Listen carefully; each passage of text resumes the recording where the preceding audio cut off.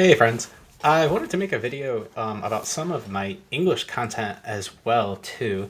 I did two things with this video. The first I did was I just recapped the events of Macbeth Acts 1 through 5 in a short, simple manner. So if you want to try to understand Macbeth, you can do that.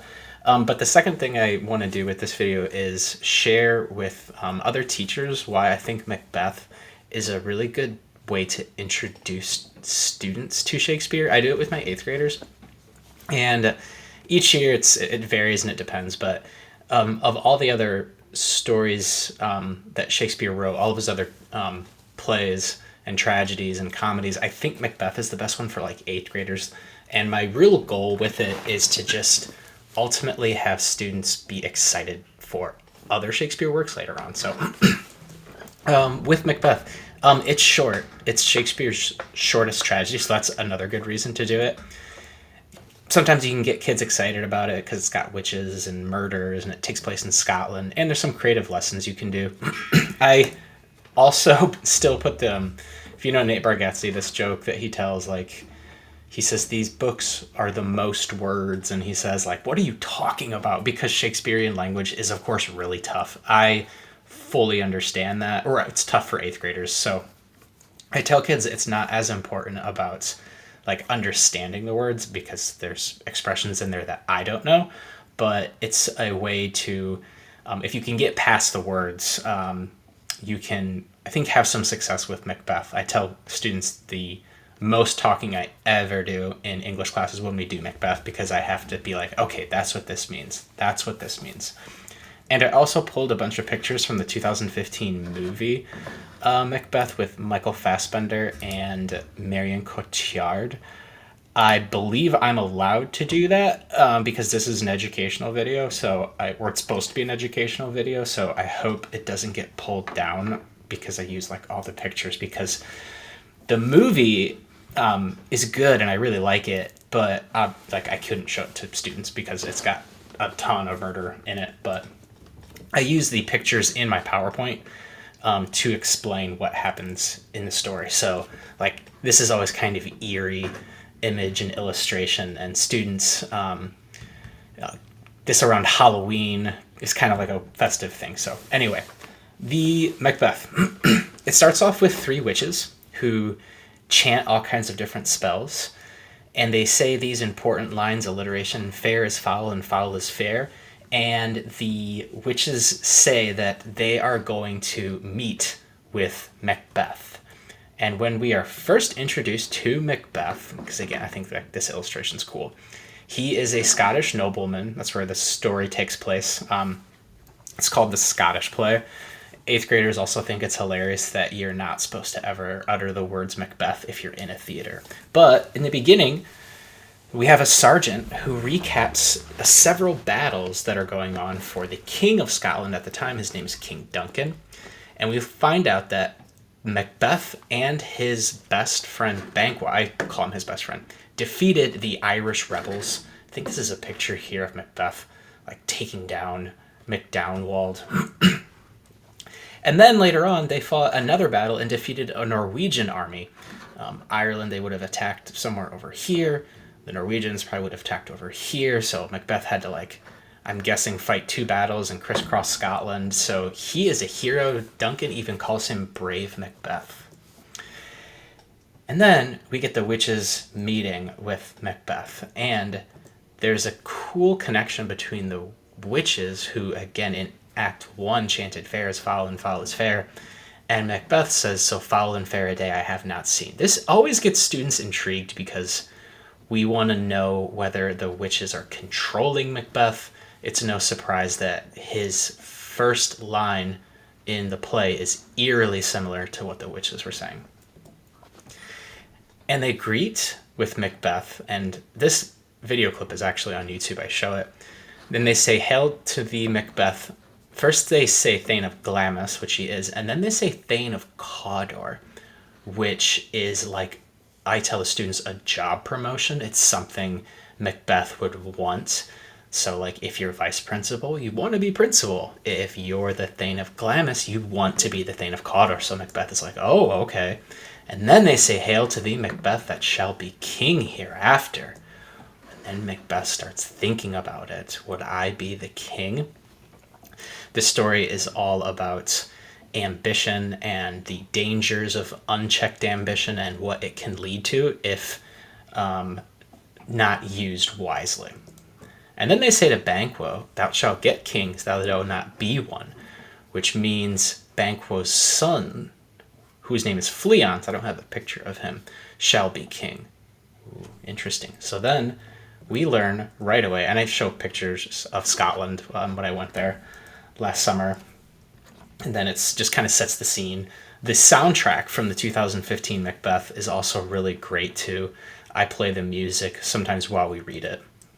And I took the famous "Life's but a walking shadow" quote and like read it here, and students are like, "Oh my gosh, Mr. Swift, you're such a nerd." But anyway, King Duncan learns that the Norwegians were assisted by the most disloyal Thane of Cawdor. So the Thane of Cawdor actually helped the Norwegians. So a Scottish dude was helping the Norwegians. Duncan laments, there's no art to find the mind's construction in the face. He was a gentleman on whom I built an absolute trust. There's lines throughout Shakespeare where you can introduce them to 8th graders, and they can get, like, they get what this means. Like, oh yeah, I ask students, like, are there times when, like, you think someone's not telling you the truth, but their face is constructed in such a way that, you know, you're deceived? And they're like, yeah. And I was like, well, Shakespeare was writing about this some 500 years ago. 400-ish. But anyway, so Duncan orders that the Thane of Cawdor be executed, and all of his land and titles are to go to Macbeth. But Macbeth doesn't know that yet. In the very next scene, Macbeth doesn't know it. Duncan makes Macbeth the new Thane of Cawdor. So the first prophecy comes true. It's also important to note that these two guys are cousins. I make like family trees and put them up to students so they can see. He promises to improve the fortunes of Macbeth, but then he names his eldest son Malcolm, who I think is here in the movie, the next Prince of Cumberland or the next King of Scotland. So Macbeth, I use this picture, he sees this and he's like, but I thought I was going to be the king. The witches told me that I would be the Thane of Cawdor, and it came true. Stars, hide your fires, let not see my black and deep desires. So we can see Macbeth beginning to want something here. And Duncan comes to Macbeth's castle, and then we're introduced to Lady Macbeth. Before that, Macbeth recaps everything in a letter to Lady Macbeth. Lady Macbeth urges Macbeth to murder King Duncan. Macbeth doesn't want to do that. Lady Macbeth here has some of the most terrifying lines in my opinion, all of Shakespeare's stuff. And we talk about the role of women in Scottish society and how women were perceived as weak and didn't have nearly the same rights. And Lady Macbeth thought that was all whack. She is ambitious. She is powerful. And I do have lots of 8th grade girls that are like, yeah, like, awesome, buck the trend, cool, Lady Macbeth. She even insults Macbeth's masculinity, which is like a huge no-no in Scottish society. And she comes up with a plan to make sure the guards get drunk, and then she plans to frame them with daggers so it looks like the guards murdered King Duncan.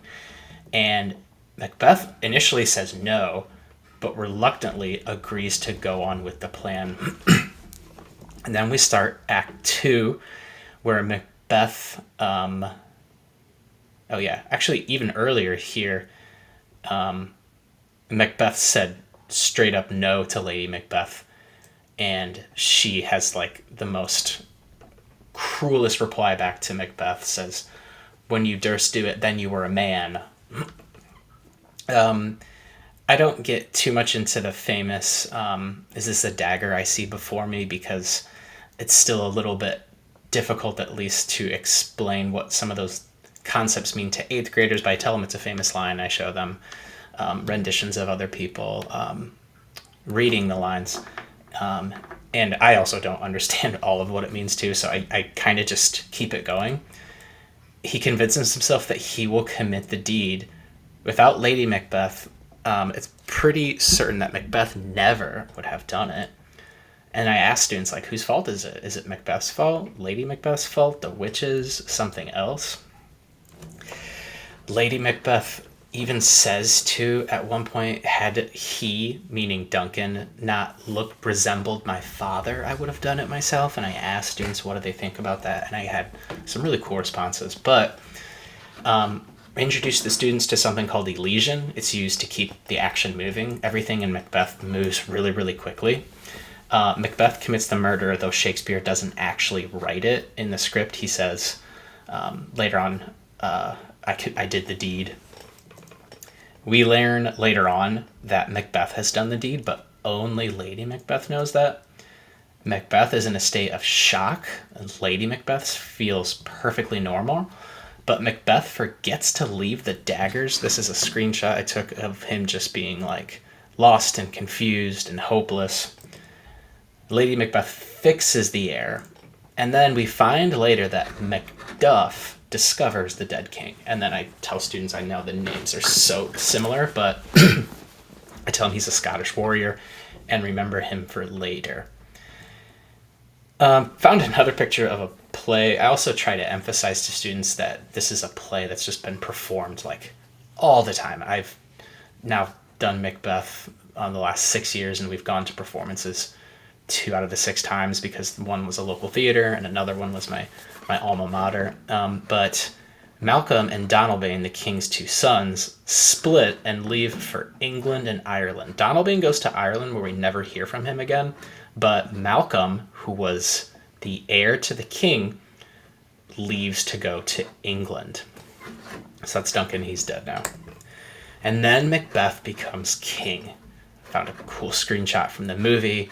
Here is what he looks like at one point, but we begin to see, this is in Act 3 now. Oh, I forgot to. Earlier, there's a lot of weird stuff that happens in Scotland during the time, especially with the horses. And again, if I do it usually around Halloween, the kids are like kind of like already in a Halloween mood, and they think it's cool. Then we see in the beginning of Act 3, oh yeah, I also have students do predictions. What about Malcolm and Donalbain? What about Banquo's prophecy? Is Macbeth safe? And if you can just get the kids talking about it, it's pretty neat. But we find out, I missed a slide, that Macbeth has decided to go after Banquo. I again call Banquo Macbeth's best friend. They're war buddies together. And he does it by convincing other murderers that Banquo's masculinity, or he challenges the murderer's masculinity, which is just what Lady Macbeth did. And Lady Macbeth doesn't really seem to be super keen on going after more people, but Macbeth feels paranoid. He says, "Oh, full of scorpions is my mind," and the picture again kind of illustrates how he's got what he wanted. He's king, but look how nervous he still is now. Macbeth convinces the murderers to go after Banquo. Oh yeah, this is the slide I had. He insults their masculinity much in the same way Lady Macbeth does. Banquo is murdered, but Fleance, his son, escapes. One of the prophecies again, or the only prophecy to Banquo, was that he shall get kings, meaning his children will be king, but he won't. So Fleance, according to the witches, will be a king someday. So Macbeth learns that the murderers have vanquished Banquo, but he sees the ghost of Banquo at his dinner, but nobody else can see it. He acts foolish, and everyone kind of begins to become suspicious at this point.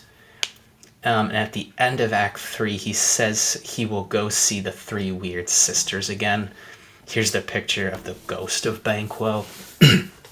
And like when I say the play moves quickly, the play does move quickly. Like Banquo is murdered, and then like on the next page, we see the ghost of Banquo. and Macbeth can see the ghost of Banquo, but nobody else can. The ghost of Banquo representing guilt, representing shame, representing paranoia. So Macbeth goes back to the three weird sisters. In this movie, they have the little ones, like they have four, but these are the three main ones, I think. We also discuss how Shakespeare's plays have been adapted multiple times. The opera version, there's like 30 or 40 witches, I think. But the witches act in riddles. The first thing they say, beware Macduff. Macduff was the rebel earlier. It's a head with a shield on it that like comes out of a cauldron. And then they say, oops, I got ahead of myself. No one born of a woman shall harm Macbeth. So I'm like, isn't everybody born of a woman? At this point, the students think the witches will ultimately be the murderers of Macbeth because the witches aren't meant to be real characters. So he thinks he's okay, but we see the paranoia growing. Right after the witches, he's told that Macduff has fled to England. So he decides to have all the murderers go to Macduff's castle and murder everyone. This is now the beginning of Act 4. And then we have the famous scene with yet another confusing name, Lady Macduff. Not Lady Macbeth, Lady Macduff and his son. There's a comedic interaction between the two. Lady Macduff is meant to represent everything that Lady Macbeth is not. But the murderers come in, and there's a famous line in Act 4, or at least famous amongst 8th graders, that always makes it interesting. They say, "What, you egg?" And he stabs him. 8th graders, I mean, I had kids one year, like, they were losing their mind over it. And then we go to a really, really long dialogue between Malcolm and Macduff. And to be totally honest, I skipped most of this because it's just slows it down a little bit. And my goal, again, with this and 8th graders is to keep it going quickly. So I tell kids, like, hey, there's a lot of more dialogue that happens in here, but to keep it going, we'll fast forward through this. Macduff famously says, "Oh, Scotland, Scotland," and then these two eventually team up. This is from a 2021 version with Denzel Washington. Oh, maybe this is. I think this is Macduff. And then, I forget. But so these two team up. We then begin Act 5 with Lady Macbeth, who is sleepwalking. She's acting strange. She's talking in her sleep. The doctors can't detect anything physically, not visibly, wrong, but we see that she is starting to have regret. She talks about all the people they murdered, from Duncan to, or that she and Macbeth helped murder, from Duncan to Banquo to Lady Macduff. And then she later dies, we are led to believe, by suicide, and that represents ultimate regret. We then learn that Malcolm and Macduff's soldiers have amassed 10,000 soldiers. I play this clip from The Lord of the Rings, The Two Towers, to get students kind of thinking what 10,000 is. They're getting excited now for like a giant battle. Macbeth is fortifying his castles. We talk about sieges. One year we like built little model trebuchets and marched it all up. Oh, I think I forgot one of the riddles. Oh yeah, actually. Oh, on this page, my bad. Oh. He also learns that he is safe until Great Burnham Wood, which is a forest, moves, I think, 3 miles to Dunsinane, which is the hill on which Macbeth's castle is. And Macbeth's like, what? Trees don't move. I'm surely safe. Macbeth will not be afraid of death and bane till Great Burnham Wood to Dunsinane. So those 3 riddles are what the weird sisters say. Oops. And then we find out, I tried to find a good picture of it, I couldn't get a great one, that Malcolm and Macduff's army have decided, again, of 10,000 soldiers, have decided to cut down the limbs of the trees and march towards Dunsinane. They do this because they want to conceal their numbers. They don't want Macbeth to know how many soldiers that he actually has. And so then, this is from the movie in the 70s, I forget what happened. We have the soldiers here with trees. This is Birnam Wood, which 10,000 soldiers cut down, and they marched on to Macbeth's castle. One asks students, like, what do you think will happen at this point? What do you think Macbeth would be thinking in this particular moment? One year, I actually had a couple of students make pictures of a bunch of trees, and had my students look out the window, like down the road, and they saw the trees maybe like 500 yards away.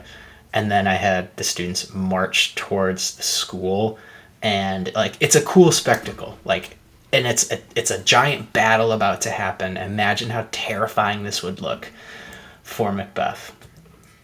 And then there's the final showdown.